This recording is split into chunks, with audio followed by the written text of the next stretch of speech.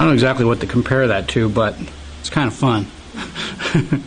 This is Jim Ringline. I'm the Curator of Science here at the North Museum of Natural History and Science in Lancaster, PA.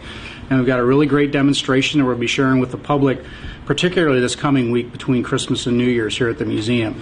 The idea is that this superconducting material floating above magnets is really nothing new. Well, what's special about this crystal is that the sapphire itself has a crystal structure that keeps it stabilized when it's doing this kind of thing. So from its creators, they call this quantum levitation. And the reason that they call it that is because it's got a peculiar quantum effect related to the sapphire crystal that's in this.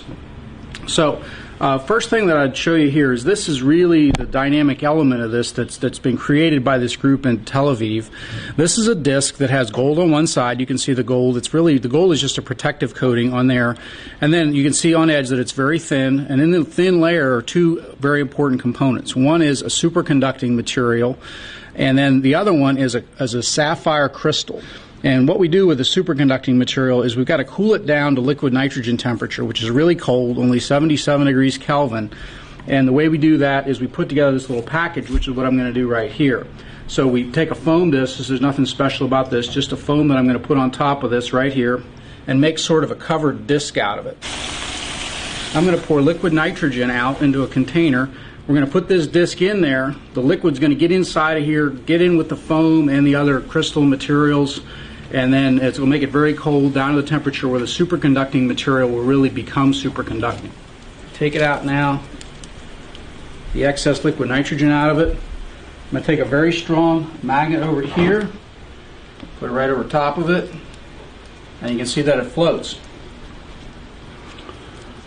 Now, the interesting thing about this is having things float above other magnets is not that unusual. A lot of people maybe have played around with magnets floating on top of other magnets, but what's unusual about this is how particularly stable it is. I can twist it and twist it like this, and it stays there. It doesn't want to rotate or jump around like other magnets would if they're up on top of other magnets, because it's not really a magnet, it's a superconducting material. I can even do this, I can even turn it over. Now, one of the other things that's really interesting about this is this one stays pinned any orientation, and if I try to twist it, it doesn't really do anything. But if I take it and I put it over top of this particular magnet here, now I can make it rotate. So I've had this out for a little while, so it probably has a little bit of coldness left to it. We'll see if it stays floating on there.